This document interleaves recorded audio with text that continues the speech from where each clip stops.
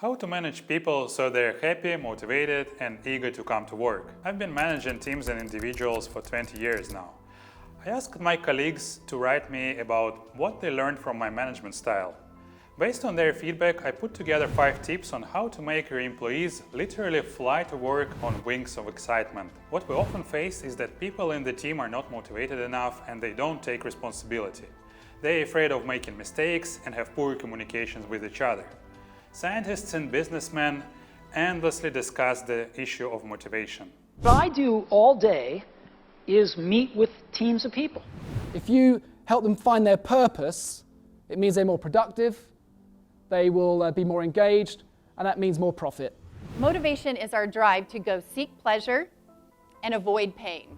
As a leader, being able to keep your team motivated and on task is one of the most beneficial skills that you can possess. And here's the conclusion I have come to. And by the way, this applies to your personal motivation too. You go to bed and the thought in your head should be, I can't wait to wake up and keep doing what I'm doing. This is the key to motivation. By the way, I've come across Simon Sinek's videos and he agrees with me on this. I love my job. It is a right. It is a God-given right that we should love where we work. Sounds like something out of a motivational book, doesn't it? How do you achieve that? I'm going to give you 5 practical pieces of advice I wish I knew when I started my journey. Trust your employees and give them the opportunity to make decisions. What I've noticed over the last 8 years as I've delved deeper into yoga philosophy is that I've increasingly involved people in decision making. I think one of the reasons might be that you start to understand that people in general are good. Therefore, you begin to trust people more. Stephen Covey Jr. dedicated his entire book to the topic of trust. He argues that trust affects both the speed and cost of doing business. When trust goes up, speed also goes up and costs go down. If you start to trust your employees and colleagues, very soon you'll feel communications have improved and efficiency has increased. People will come up with new ideas and suggestions. You'll see sparks in their eyes. Allow your employees the opportunity to make mistakes and take these mistakes as an experience and an opportunity to learn. It can be very scary. I also feel a bit scared that an employee might make the wrong decision. But here's another important thought I've come to understand. Over time, any decision can turn to be either right or wrong. What seemed right at one moment might be a mistake in another. Think about this. An employee's mistake is the flip side of trust. They will feel that you trust them if you accept their mistakes. Mark Zuckerberg is with me on this. When you're starting a company, and often I think people ask, what mistakes should you avoid making? And my answer to that question is don't even bother trying to avoid mistakes because you're going to make tons of mistakes, right? And the important thing is actually learning quickly from whatever mistakes you make and not giving up. But it's also important to remember that your employees' mistakes reflect your mistakes, meaning their mistakes are likely connected to your own. That's why you need to develop not just managerial skills, but also grow spiritually. How do you react to mistakes? I don't blame and punish.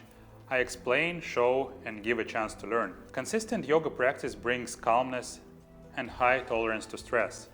If an employee makes a mistake and something goes wrong, I don't overreact immediately, but can evaluate the situation and find a solution. Look, here is what one of the employees said to me. I was never afraid to make a mistake because I knew we could discuss and work through it together. I wasn't afraid to take the initiative, express my opinion, and suggest new ideas. Take a pause, think, and then act. What yoga has taught me is to be more balanced. When we face a difficult situation, we typically have 2 types of reactions, reactive and proactive. Being reactive means blaming others for choices. It means that you react to situations through your emotions. In this mode, your brain most strongly expresses fear and anger. Being proactive means you take ownership of your actions and choices and use them to learn and grow. Our brain is in a calm and logical state. Viktor Frankl, an Austrian psychiatrist and Holocaust survivor, said, "Between the stimulus and response, there is a space. And in this space lies our freedom and power to choose our responses. In our response lies our growth and our freedom." So what you need to do is to stop and think. Pause for a moment, notice what's happening, and use your brain, not your emotions. Taking a pause can be effectively achieved with a 3-minute yoga break. Check out the free short course below in the description of this video. These are mindfulness and breathing exercises that you can do at your desk. Practice them every day and you'll see the results in just about 10 days. You will feel the strength to proactively respond even to the most challenging cases. I can't stress this enough. Listen not only to your employees' suggestions, but also to their criticisms of you and the company. You have to be a great listener. People usually have valuable insights into customer needs and potential improvements. By listening to them, you can make better informed decisions. Show that you respect their opinions and expertise. Also, you should listen to their doubts, work preferences, and criticisms. People want to feel heard, and in return, they will more likely to listen to you. Also, listen to your clients and partners. Understand what they want and why they want it. What is the goal of your conversational partner? Perhaps you want the same thing, but just in different ways.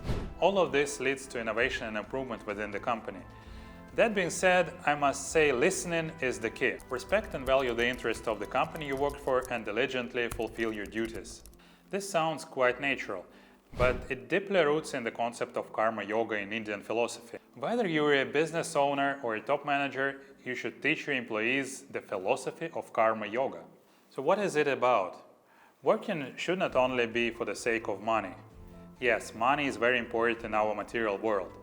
But if that's the only motivation, it will eventually be harmful both for the employee and the company in the long run. This means that you and your employees should strive to perform your duties to the best of your abilities, regardless of the size of the salary or recognition.